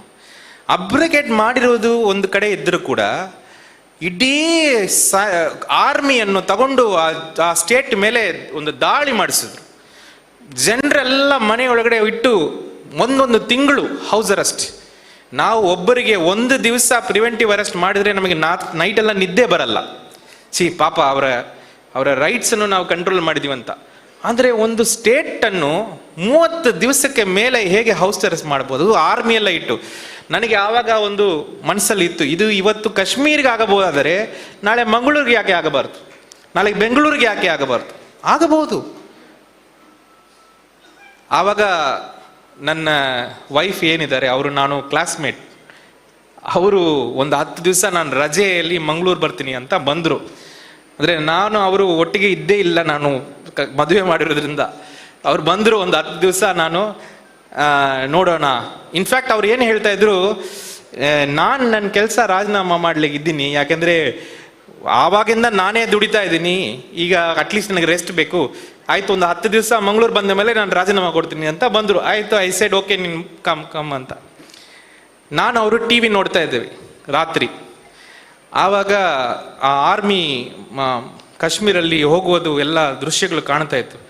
ಆವಾಗ ನನ್ನ ವೈಫ್ ನನಗೆ ಹೇಳಿದ್ರು, ನೀನು ಕಾಲೇಜಲ್ಲಿ ಇರುವಾಗ ಭಾಳ ರೆಬ್ಬಲ್ ಇದೆಯಲ್ಲ, ನೀನು ಎಲ್ಲದನ್ನು ನೀನು ಪ್ರಶ್ನೆ ಮಾಡ್ತಾ ರೆಬ್ಬಲ್ ಥರ ಇತ್ತಲ್ಲ, ಇವತ್ತು ಏನಾಯಿತು, ನೀನು ಎಲ್ಲ ಒಂದು ಕಲೆಕ್ಟರ್ ಆಗಿ ಬಂಗ್ಲಾದಲ್ಲಿ ಜಾಲಿಯಾಗಿದೆಯಾ, ಹೊರಗಡೆ ಹೋದರೆ ಗಾಡಿ ನಿನಗೆ ಬಂಗ್ಲಾ, ನಿನಗೇನು ಚಿಂತನೆ ಇಲ್ವಾ, ದೇಶ ಈ ಥರ ಹೋಗ್ತದೆ ಅಂತ. ಸುಮ್ಮನೆ ಮಾತಾಡುವಾಗ ಈ ಥರ ಹೇಳಿಬಿಟ್ರು. ನನಗೆ ಅದು ರಾತ್ರಿ ಪೂರ್ತಿ ಭಾಳ ನೋವಾಯಿತು. ಯಾಡ ಇದು ನಮ್ಮ ಓನ್ ಫ್ರೆಂಡ್, ನನ್ನ ಸ್ಪೌಸ್ ಈ ಥರ ಹೇಳುವಾಗ ಅದು ಹಿಟ್ಟಾಗ್ತದೆ. ದೆನ್ ಬೆಳಗ್ಗೆ ಎದ್ದು ನಾನು ಅವ್ರಿಗೆ ಹೇಳಿದೆ, ನಾನು ರಾಜೀನಾಮೆ ಕೊಟ್ಟರೆ ನೀನು ಒಪ್ತೀಯಾ ಅಂತ. ಸಿಸನ್ ಮೊದಲು ಕೊಡು, ಫಸ್ಟು ಕೊಟ್ಟು ನೀನು ಏನು ಹೋಗಿ ಕೆಲಸ ಮಾಡು. ಈ ಜಿಲ್ಲಾಧಿಕಾರಿ ಕೆಲಸ ಎಲ್ಲ ಬೇರೆ ಯಾರೋ ಮಾಡ್ಕೊಳ್ತಾರೆ, ನೀವು ಹೋಗಿ ಇದೇನೇ ಮಾಡಬೇಕು ಅಂತ ನೀನು ಹೋಗು ಅಂತ ಹೇಳಿದ್ರು. ಅವ್ರು ಹೇಳಿದ 3ನೇ ದಿವಸ ನಾನು ರಾಜೀನಾಮೆ ಕೊಟ್ಟೆ. ಭಾಳ ಥಿಂಕಿಂಗ್ ಎಲ್ಲ ಮಾಡಿಲ್ಲ. 2 ದಿವಸ ತಂದೆ ತಾಯಿ ತಗೊಂಡೋಗಿ ಚೆನ್ನೈಯಲ್ಲಿ ಬಿಟ್ಟೆ. 3ನೇ ದಿವಸ ಇಲ್ಲಿ ಬಂದು ರಾಜೀನಾಮೆ ಕೊಟ್ಟು ಬೆಳಗ್ಗೆ ನಾನು ಹೊರಟು ಬಿಟ್ಟೆ. ಆದರೆ ನಾನು ಹೊರಡುವಾಗ ಏನು ಮಾಡ್ಲಿಕ್ಕಿದ್ದೀನಿ ಯಾರಿಗೂ ಗೊತ್ತಿಲ್ಲ, ನನಗೆ ಗೊತ್ತಿಲ್ಲ. ಯಾಕಂದರೆ ಆ ಟೈಮಿಗೆ ಎಲ್ಲರೂ ಸೈಲೆಂಟ್ ಇದ್ರು, ನಡೀತಾ ಇತ್ತು ಎಲ್ಲ, ಇಡೀ ದೇಶನೇ ನೋಡ್ತಾ ಇದೆ. ಏನು ಯಾರಿಗೇನು ಮಾತಿಲ್ಲ, ಸೈಲೆಂಟ್ ಆಗಿದೆ. ಪೊಲಿಟಿಕಲ್ ಪಾರ್ಟಿ ಸೈಲೆಂಟ್ ಆಗಿದೆ, ಸೋಷಿಯಲ್ ಮೂವ್ಮೆಂಟ್ ಸೈಲೆಂಟ್ ಆಗಿದೆ, ಹಿರಿಯರು ಸೈಲೆಂಟ್ ಆಗಿದ್ದಾರೆ. ದೆನ್ ನಾನು ಒಂದು ಸಣ್ಣ ಗ್ರೂಪ್ ನಮ್ಮ ಜೊತೆಗೆ ಜಾಯ್ನ್ ಆಯಿತು. ನಾವು ಎಲ್ಲ ಕಾಲೇಜುಗಳು ಸ್ಟೂಡೆಂಟ್ಸ್ ಹತ್ರ ಮಾತಾಡ್ಲಿಕ್ಕೆ ಶುರು ಮಾಡಿದ್ವಿ. ಆ ಟೈಮಿಗೆ ಮತ್ತೆ NRC-CA ಅಂತ ಒಂದು ತಂದರು. ಇದು ಎರಡು ಏನು ಅಂತ ಅರ್ಥ ಮಾಡಿಸ್ಲಿಕ್ಕೆ ನಮಗೆ ಒಂದು ಅವಕಾಶ ಇತ್ತು. ಸೊ ನಾನು ಅವತ್ತಿಂದ ಸುಮಾರು ಒಂದು 6 ತಿಂಗಳು ಯಾವತ್ತು ಒಂದು ದಿವಸ ಕೂಡ ರೆಸ್ಟ್ ಇಲ್ಲದೆ ಎಲ್ಲ ಕಾಲೇಜು, ಇದು ಅವರ ಮನೆ ಇವರ ಮನೆ ಎಲ್ಲ ಹೋಗಿ ಇವರಿಗೆ ಇದು ಏನು ವಿಷಯ ಅಂತ ನಾನು ಅರ್ಥ ಮಾಡಿಸೋದೆ ಮಾಡಿ ಒಂದು ದೊಡ್ಡ ಒಂದು ಮೂವ್ಮೆಂಟ್ ಶುರುವಾಯಿತು ಇವರ ವಿರುದ್ಧವಾಗಿ. ಅದು ಫಸ್ಟ್ ಸ್ಟೂಡೆಂಟ್ಸಿಂದ ಶುರುವಾಯಿತು. ಮುಂದೆ ಹೋದ ನಮ್ಮ ಮುಸ್ಲಿಂ ಸಮುದಾಯದವರು ತಗೊಂಡ್ರು. ಒಂದು ದೊಡ್ಡ ಒಂದು ಮೂವ್ಮೆಂಟ್, ಶಾಹೀನ್ ಬಾಗ್ ಮೂವ್ಮೆಂಟ್ ಎಲ್ಲ ಶುರುವಾಯಿತು, ನಮ್ಮ ಮಂಗಳೂರಲ್ಲೇ ಆಯಿತು. ಆದರೆ ನನಗೆ ಯಾವತ್ತೂ ಒಂದು ಭಯ ಇತ್ತು, ಇದೆಲ್ಲ ಮಾಡಿದರೆ ಜನರನ್ನು ಬೀದಿಗೆ ತಂದು ಹೋರಾಟ ಮಾಡಿಸಿದರೆ ಇವರು ಈ ರಾಜಕೀಯ ಪಕ್ಷ ಏನಿದ್ದಾರೆ ಇವರಿಗೆ ಬರೀ ವೈಲೆನ್ಸ್ ಮಾತ್ರ ಗೊತ್ತು, ಜನರ ಮೇಲೆ ವೈಲೆನ್ಸ್ ಮಾಡ್ತಾರೆ ಅಂತ ನನಗೊಂದು ಭಯ ಇತ್ತು. ಅಂದರೆ ವೈಲೆನ್ಸ್ ಮಾತ್ರ ಅಲ್ಲ, ಸರ್ಕಾರ ವೈಲೆನ್ಸ್ ಮಾಡಿದರೆ ಕೂಡ ಪರವಾಗಿಲ್ಲ, ಜನರನ್ನು ಜನರ ಮೇಲೆ ಎತ್ತು ಕಟ್ತಾರೆ, ಅವಾಗ ಅವರನ್ನೇ ಹೊಡ್ಕೊಂಡು ಸಾಯುವ ಒಂದು ಪರಿಸ್ಥಿತಿ ತರ್ತಾರೆ ಅಂತ ಅದು ಭಯ ಇತ್ತು. ಕೊನೆಗೆ ಅವರು ಅದು ಡೆಲ್ಲಿಯಲ್ಲಿ ಮಾಡಿದರು. ಒಂದು ದೊಡ್ಡ ಒಂದು ರೈಟನ್ನು ಡೆಲ್ಲಿಯಲ್ಲಿ ಶುರು ಮಾಡಿದ್ರು, ಒಂದು ಕೋಮು ಗಲಭೆಯನ್ನು ಶುರು ಮಾಡಿದ್ರು. ಆ ಟೈಮಿಗೆ ನಾನು ಡಿಸೈಡ್ ಮಾಡಿದೆ, ಈ ಜನರನ್ನು ನಾವು ಹೋರಾಟಕ್ಕೆ ರೋಡಿಗೆ ತಂದರೆ ಅವರಿಗೆ ನಾವು ಪ್ರೊಟೆಕ್ಷನ್ ಕೊಡೋಕ್ಕಾಗಲ್ಲ. ನಾವು ಅವರಿಗೆ ಅದಕ್ಕೆ ಮುಂಚೆ ರಾಜಕೀಯವಾಗಿ ಇವರನ್ನು ಎದುರಿಸಬೇಕು ಅಂತ ಒಂದು ಮನಸ್ಸಲ್ಲಿ ಇಟ್ಟು, ಆವಾಗ ನನಗೆ ಕನ್ಫ್ಯೂಷನೇ ಇಲ್ಲ. ದೇಶದಲ್ಲಿ ಒಂದೇ ಪಕ್ಷ ಇದೆ ಇವರನ್ನು ಎದುರಿಸಲಿಕ್ಕೆ, ಅದು ಕಾಂಗ್ರೆಸ್ ಪಕ್ಷ. ಅದರಲ್ಲಿ ಏನು 2 ಮಾತು ಕನ್ಫ್ಯೂಷನ್ ಏನೂ ಇಲ್ಲ ನನಗೆ ಕೂಡ ಭಾಳ ಹೊರಗಡೆ ಇರುವಾಗ ಭಾಳ ಡೌಟ್ಸ್ ಎಲ್ಲ ಇತ್ತು. ಆದರೆ ಅವರನ್ನು ಎದುರಿಸಬೇಕಾದ್ರೆ ಸೈದ್ಧಾಂತಿಕವಾಗಿ ಯಾರಿಗೆ ಸ್ಟ್ರೈಟ್ ಫಾರ್ವರ್ಡ್ ಥಿಂಕಿಂಗ್ ಇದೆ ಅಂದರೆ ಅದು ಒಂದೇ ಒಂದು ಪಕ್ಷಕ್ಕಿದೆ, ಅದು ಕಾಂಗ್ರೆಸ್ ಪಕ್ಷ ಮಾತ್ರ. ಹಾಗಾಗಿ ನಾನಾಗಿ ಹೋಗಿದೆ ಕಾಂಗ್ರೆಸ್ ಪಕ್ಷ, ನಾನಾಗಿ ನನ್ನನ್ನು ನೀವು ಸೇರಿಸ್ಕೊಳ್ಳಿ ಅಂತ ಹೇಳಿ ನಾನಾಗಿ ಹೋಗಿ ಜಾಯಿನ್ ಮಾಡಿಕೊಂಡೆ. ಯಾರು ಕರೆದಲ್ಲ ನನಗೆ. ಭಾಳ ಜನ ಹೇಳ್ತಾರೆ ಕಾಂಗ್ರೆಸ್ ಪಕ್ಷ ಬಂದು ಕರೆದ್ರು, ಇಲ್ಲ ನಾನಾಗಿ ಹೋಗಿದೆ. ಬಟ್ ಯಾವತ್ತು ನಾನು ಹೋಗಿದೆ ಅವತ್ತಿಂದ ನನಗೆ ಕಾಂಗ್ರೆಸ್ ಪಕ್ಷ ಕೊಟ್ಟಿರುವ ಸ್ಥಾನ ಇದೆಲ್ಲ ಅದು ಇಮ್ಯಾಜಿನ್ ಮಾಡದೇ ಇರುವ ಪೊಸಿಷನ್ಸ್. ತಮಿಳ್ನಾಡು ಎಲೆಕ್ಷನ್ ಮ್ಯಾನೇಜ್ ಮಾಡೋದು, ಅದು ಮುಗಿದ ತಕ್ಷಣ ಇಮಿಡಿಯೇಟ್ ಕರ್ನಾಟಕ ಎಲೆಕ್ಷನ್ ಮ್ಯಾನೇಜ್ ಮಾಡೋದು, ಅದು ಮುಗಿದ ತಕ್ಷಣ ಇಮಿಡಿಯೇಟ್ ರಾಜಸ್ಥಾನ್ ಎಲೆಕ್ಷನ್, ಮುಗಿದ ತಕ್ಷಣ ಇಮಿಡಿಯೇಟ್ ತೆಲಂಗಾಣ ಎಲೆಕ್ಷನ್, ಮುಗಿದ ತಕ್ಷಣ ಇಮಿಡಿಯೇಟ್ ನ್ಯಾಷನಲ್ ಎಲೆಕ್ಷನ್. ಇನ್ನು ನಾನು ವಾಪಸ್ ಮನೆಗೆ ಹೋಗಲಿಲ್ಲ. ಇನ್ ಮಧ್ಯದಲ್ಲಿ ನೀನು ಹೋಗಿ ಕಾಂಟೆಸ್ಟ್ ಮಾಡು ಅಂತ ಹೇಳಿದರು. ನಾನು ಕೇಳಿಲ್ಲ, ಕಾಂಗ್ರೆಸ್ ಪಕ್ಷ ಹೇಳಿದೆ. ಕಾಂಗ್ರೆಸ್ ಪಕ್ಷ ನನ್ನನ್ನು ಕರೆದು ನೀನು ಹೋಗಿ ಕಾಂಟೆಸ್ಟ್ ಮಾಡು ಅಂತ ಹೇಳಿದೆ. 15 ದಿವಸ ಮಾತ್ರ ನಾನು ನನ್ನ ಕಾನ್ಸ್ಟಿಟ್ಯೂನ್ಸಿಗೆ ಹೋಗಿದೆ. 15 ದಿವಸ ನಾನು ಹೋಗುವಾಗ ನನ್ನ ಭಾಳ ದೊಡ್ಡ ಚಿಂತನೆ ಏನಂದರೆ, ನನ್ನ ಹತ್ರ ಗಾಡಿ ಇಲ್ಲಲ್ಲ, ನಾನು ಕ್ಯಾಂಪೇನ್ ಹೇಗೆ ಮಾಡೋದು ಅಂತ ನನ್ನ ಭಾಳ ದೊಡ್ಡ ಚಿಂತನೆ ಇತ್ತು. ಆದರೆ ನಾನು ಹೋಗಿ ಯಾವತ್ತು ಅಲ್ಲಿ ಕಾಲಿಟ್ಟಿದೆ ಅವತ್ತಿಂದ ಈ ಪಕ್ಷ ಈ ಎಲೆಕ್ಷನ್ಗೆ ಏನೇನು ಮಾಡಬೇಕು ಅವ್ರು ಮಾಡಿದರೆ ಹೊರತು ನಾನೇನೂ ಮಾಡಿಲ್ಲ. ಈ ಪಕ್ಷ ನನ್ನ ಎಲೆಕ್ಷನ್ ಮಾಡಿದೆ ಹೊರತುಪಡಿಸಿ ನಾನೇನೂ ಮಾಡಿಲ್ಲ. ಅದು ಎಲ್ಲದನ್ನೂ ಸೇರಿ ನಿಮ್ಗೆ ಗೊತ್ತಿದೆ ಎಲೆಕ್ಷನ್ ಅಂದರೆ ಏನೇನು ಬರ್ತದೆ ಅಂತ. ಅದನ್ನು ಮಾಡಿ ಇವತ್ತು ತಮಿಳ್ನಾಡಲ್ಲಿ ಎಲ್ಲರಿಗಿಂತ ಹೆಚ್ಚು ಮೆಜಾರಿಟಿ ನನಗೆ ಕೊಟ್ಟಿದ್ದಾರೆ ಜನ. 5,72,000 ವೋಟ್ಸ್. ಅಂದರೆ DMK ನಮ್ಮ ಅಲೈನ್ಸ್ ಪಾರ್ಟ್ನರ್ ಅವರಿಗಿಂತ ಜಾಸ್ತಿ ಬಂದ್ಬಿಟ್ಟಿದೆ ನನಗೆ. ಅದೊಂದು ಗಾಬರಿ ಆಗಿದೆ ನನಗೆ. ಅವರು ಬೇರೆ ನಮ್ಮನ್ನು ಬೇರೆ ಥರ ನೋಡ್ಲಿಕ್ಕೆ ಶುರು ಮಾಡಿಬಿಟ್ಟಿದ್ದಾರೆ. ಸೊ ಇದು ಜನರ ಒಂದು ಪ್ರೀತಿ, ಈ ಪಕ್ಷದ ಒಂದು ಶಕ್ತಿ. ಇದು ಕಾಂಗ್ರೆಸ್ ಪಕ್ಷ ಹೊರತುಪಡಿಸಿ ನನ್ನ ಅಭಿಪ್ರಾಯಕ್ಕೆ ಯಾರು ಅಷ್ಟು ಇನ್ವಾಲ್ವ್ ಆಗಿ ಬರಲ್ಲ. ಎಲ್ಲಿ ಮಂಗಳೂರಿಂದ ಎಷ್ಟು ಜನ ಬಂದರು ಕ್ಯಾಂಪೇನ್ಗೆ? ಮಂಗಳೂರಿಂದ 3-4 ಗಾಡಿ ಬಂದ್ಬಿಟ್ಟಿದೆ ಜನ. ರಾಯಚೂರಿಂದ ಒಂದು 5-6 ಗಾಡಿ ಎಲ್ಲ ಬಂದು ಅಲ್ಲಿ ಕ್ಯಾಂಪೇನ್. ಎಲ್ಲರೂ ನಮ್ಮೂರಲ್ಲಿ ಎಲ್ಲ ಕೇಳ್ತಾ ಇದ್ರು, ಏನು ಸರ್ ಇದು ಎಲ್ಲೆಲ್ಲಿಂದ ಬರ್ತಾ ಇದ್ದಾರೆ ನಿಮಗೆ ಅಂತ. ಅಷ್ಟೊಂದು ಪ್ರೀತಿ, ಅಷ್ಟೊಂದು ಬ್ಲೆಸ್ಸಿಂಗ್, ಅಷ್ಟೊಂದು ಒಳ್ಳೆಯ ಒಂದು ಇದೆ. ಈಗ ನಾನು ಈ ಸಂಸದಾಗಿ ಆಗಿದೆ. ಇವತ್ತು ಈ ಫೈಟ್ ಏನಿದೆ ನಾವು ಅರ್ಧ ಕಂಪ್ಲೀಟ್ ಮಾಡಿದ್ದೇವೆ. ನಮಗೆ ಒಂದು ಒಳ್ಳೆಯ ಒಂದು ರೆಸ್ಪಾನ್ಸ್ ಈ ಜನರಿಂದ, ದೇಶದಿಂದ ಸಿಕ್ಕಿದೆ. ಎಲ್ಲರಿಗೂ ಒಂದು ಹೋಪ್ ಬಂದಿದೆ. ಈಗ ರಾಹುಲ್ ಗಾಂಧೀಜಿ ಅವರ ಜೊತೆಗೆ ಅವರ ಒಂದು ಹೆಜ್ಜೆಯಲ್ಲಿ ನಡೆಯುವ ಒಂದು ಅವಕಾಶ ನನಗೆ ಸಿಕ್ಕಿದೆ. ಅದರಲ್ಲಿ ಈಗ ಇಡೀ ದೇಶಕ್ಕೆ ಒಂದು ಹೋಪ್ ಬಂದಿದೆ. ಇವತ್ತು ನನ್ನ ನೋಡುವರೆಲ್ಲ ಹೇಳ್ತಾರೆ, ಯಾರ್ಯಾರೋ ಎಲ್ಲರೂ ಹೇಳ್ತಾರೆ 29 ನೀವೇ ಬರ್ತೀರಿ ಸರ್. 5 ವರ್ಷ ಮುಂಚೆ, 4 ವರ್ಷ ಮುಂಚೆ, ಈವನ್ 4 ವರ್ಷ ಬಿಡಿ, 6 ತಿಂಗಳು ಮುಂಚೆ ಕೂಡ ಏನು ಸರ್ ರಾಮ್ ಮಂದಿರ್ ಬಂದರೆ ಎಲ್ಲ ಓಟೋಗ್ತದೆ, ರಾಮ್ ಮಂದಿರ್ ಮುಂದೆ ಏನು ಮಾಡ್ತೀರಿ ನೀವು ಅಂತ ಕೇಳಿರೋ ಜನ ಇವತ್ತು ಅದೇ ರಾಮ್ ಮಂದಿರ್ ಇರುವ ಫೈಜಾಬಾದಲ್ಲಿ BJPಯನ್ನು ಸೋಲಿಸಿದ ಮೇಲೆ, ಅದು ಒಂದು ದಲಿತ್ ಕ್ಯಾಂಡಿಡೇಟ್ ಜನರಲ್ ಸೀಟಲ್ಲಿ ನಿಂತು ಅವರನ್ನು ಸೋಲಿಸಿದ ಮೇಲೆ ಈಗ ಎಲ್ಲ ಹೊರಟೋಗ್ಬಿಟ್ಟಿದೆ. ಈಗ ಇನ್ಫ್ಯಾಕ್ಟ್ ನಮ್ಮ ಅವಧೇಶ್ ಪ್ರಸಾದ್ ಸಂಸದರು ಅವರನ್ನು ನಾವು ಫಸ್ಟ್ ಡೆಸ್ಕಲ್ಲೇ ಕೂರಿಸಿದ್ದೀವಿ. ರಾಹುಲ್ ಗಾಂಧೀಜಿ ಪಕ್ಕದಲ್ಲೇ ಕೂರಿಸಿದ್ದೀವಿ. ಯಾಕೆ ಗೊತ್ತಾ? ಇವರಿಗೆ ಒಂದು ಅಭ್ಯಾಸ ಇದೆ, ಬಂದ ತಕ್ಷಣ ಜೈ ಶ್ರೀರಾಮ್ ಜೈ ಶ್ರೀರಾಮ್ ಅಂತ ಹೇಳೋದು. ಈಗ ಅವ್ರು ಜೈ ಶ್ರೀರಾಮ್ ಅಂತ ಹೇಳಿದ್ರೆ ನಮ್ಮ ಅವಧೇಶ್ ಎದ್ದು ನಮಸ್ಕಾರ, ನಾನು ಇಲ್ಲೇ ಇದ್ದೀನಿ, ನಮಸ್ಕಾರ, ನನ್ನ ಧನ್ಯವಾದಗಳು, ಅಯೋಧ್ಯ ಇಲ್ಲೇ ಇದೆ, ರಾಮರು ಇಲ್ಲಿ, ನಾವೇ ಇಲ್ಲಿದ್ದೀವಿ, ನಮಸ್ಕಾರ ಅಂತೆ. ಈಗ ಅವ್ರು ಜೈ ಶ್ರೀರಾಮ್ ಕೂಗೋದೇ ಬಿಟ್ಬಿಟ್ಟಿದ್ದಾರೆ ಆ್ಯಕ್ಚುಲಿ. ಯಾಕಂದ್ರೆ ಇವ್ರು ಯಾವಾಗ ಎದ್ದು ನಿಂತಾರೆ. ಈಗ ಇಡೀ ದೇಶನೇ ನಮ್ಮನ್ನು ನೋಡ್ತಾ ಇದೆ. ಎಲ್ಲರಿಗೂ ಒಂದು ಹೋಪ್ ಬಂದಿದೆ. Minorities, Dalit, SC, ST, MBC, BC, ಈ ದೇಶವನ್ನು ಪ್ರೀತಿ ಮಾಡುವವರು ಎಲ್ಲರಿಗೂ ಒಂದು ಹೋಪ್ ಬಂದ್ಬಿಟ್ಟಿದೆ. ಸೊ ಇನ್ನೂ ಈ ಫೈಟ್ ಬಾಕಿ ಇದೆ. ಇದು ನನ್ನ ಸ್ಟೋರಿ ಇದುವರೆಗೆ. ಈಗ ನಿಮ್ಮ ಸ್ಟೋರಿ. ಕಾಂಗ್ರೆಸ್ ಪಕ್ಷಕ್ಕೆ ನಾನು ಬಂದ ಮೇಲೆ ನಾನು ಒಂದೇ ಒಂದು ನಿರ್ಧಾರ ತಗೊಂಡೆ, ನಾನು ಪಕ್ಷದ ಸಂಘಟನೆ ಜೊತೆಗೆ ಕೆಲಸ ಮಾಡ್ತೀನಿ ಅಂತ. ಅದು ನಾನು ಸ್ಪಷ್ಟವಾಗಿ ನನ್ನ ಮನಸ್ಸಲ್ಲಿ ಮಾಡಿರೋ ಒಂದು ನಿರ್ಧಾರ. ಅಂದರೆ ಪಕ್ಷದಲ್ಲಿ 3 ವಿಷಯ ಇದೆ: ಸೈದ್ಧಾಂತ ಇದೆ, ಪಕ್ಷದ ಸಂಘಟನೆ ಇದೆ, ನಾಯಕತ್ವ ಇದೆ, ಲೀಡರ್ಶಿಪ್. ನಾನು ಸಂಘಟನೆ ಜೊತೆಗೆ ಮಾತ್ರ ಕೆಲಸ ಮಾಡ್ತೀನಿ ಅಂತ ನಾನು ತಗೊಂಡಿದ್ದೀನಿ. ಯಾಕಂದರೆ ನಮ್ಮಲ್ಲಿ ಅಲ್ಲಿ ಗ್ಯಾಪ್ ಇರುವುದು ನನಗೆ ಗೊತ್ತಾಯಿತು. ನಾನು ಒಂದು ಹಳ್ಳಿಗೆ ಹೋಗಿ ನಮ್ಮ ಬ್ಲಾಕ್ ಪ್ರೆಸಿಡೆಂಟ್ ಒಬ್ಬರನ್ನು ನೋಡಲಿಕ್ಕೆ ಹೋಗಿದೆ. ಆವಾಗ ಬ್ಲಾಕ್ ಪ್ರೆಸಿಡೆಂಟ್ ವೈಫ್ ಇದ್ದರು, ಅವರು ಬ್ಲಾಕ್ ಪ್ರೆಸಿಡೆಂಟ್ ಇದ್ದಿಲ್ಲ. ನಾನು ಕೇಳಿದೆ ಎಲ್ಲಿಮ್ಮ ಅವರು ಅಂತ.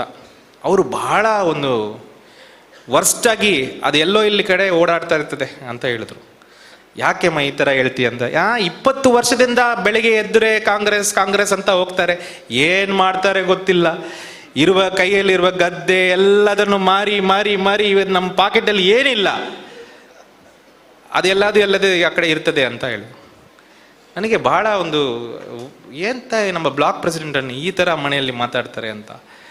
ದೆನ್ ಆ ಅಮ್ಮ ನನ್ನ ಹತ್ರ ಬಂದು ಕೇಳಿದರು, ನೀವು ಕಾಂಗ್ರೆಸ್ಸಾ ಅಂತ ಹೇಳಿದರು. ಹೌದಮ್ಮ ನಾನು ಕಾಂಗ್ರೆಸ್. ನಿಮಗೆ ಒಂದು ನಾನು ಪ್ರಶ್ನೆ ಕೇಳಲ್ಲ ಅಂತ ಹೇಳಿದ್ರು. ಏನು ಅಂತ. ಇಲ್ಲ, ಡೈಲಿ ಬೆಳಗ್ಗೆ ಎದ್ದು ಇವರು ಹೋಗ್ತಾ ಇದ್ದಾರಲ್ಲ, ನೀವು ಒಂದು ದಿವಸ ಆದರೂ ಇವರಿಗೆ ಕರಿತೀರಾ ಅಂತ. ನೀವು ಒಂದು ದಿವಸವಾவது ಇವ್ರಿಗೆ ಕರೀತೀರಾ, ಇಲ್ಲ ಇವರು ಸುಮ್ಮನೆ ಇವರೇ ಹೋಗ್ತಾರಾ ಅಂತ ಒಂದು ಪ್ರಶ್ನೆ ಕೇಳಿದ್ರು ನನಗೆ ಆವಾಗ ಬಹಳ ಹರ್ಟ್ ಆಯಿತು.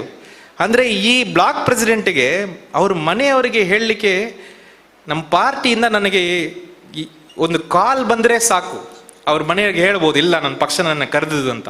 ಅಂದರೆ ನಮ್ಮ ಕಾರ್ಯಕರ್ತರಿಗೆ ಮಾತಾಡೋರು ಕರೆಯೋರು ಸ್ವಲ್ಪ ಯಾರು ಇಲ್ಲ ಅಂತ ನನಗೆ ಒಂದು ಅರ್ಥ ಆಯಿತು.